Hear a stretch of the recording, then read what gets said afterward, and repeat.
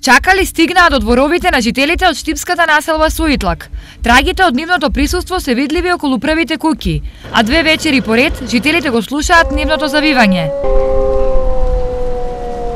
Има кучење или нешто, не знам, а има таквите звуци. Како бебења или нешто, плакат мачки или нешто. А има во навечер, во теко станам околу 12-1 сато, има такви звуци.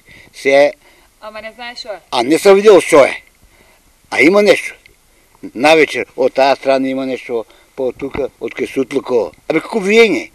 Како мало во кученците како плака. Знаеш, мало те кученци, така.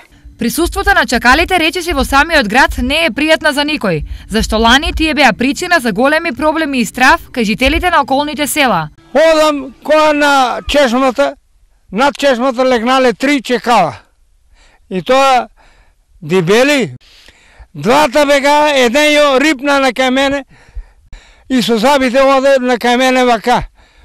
И ја со секирката истапо, оде викам, и он преко чешмата и он пуни. Можеше да ме раскинат.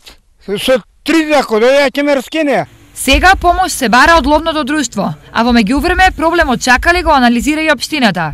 Се надеваме дека во некои од следните денови ќе контактираат со нас и дека ќе не информираат. Не бегаме од проблемите, а секако доколку нашите ингеренции го дозволуваат тоа, ќе се обидиме да им помогнеме колку што можеме. По 50 години чакали во Штипско првпат се појавија лани. Освен во Штип, нив ги има и во Кочанско и Виничко и направија големи штети кај добитокот, меѓутоа и кај лозијата.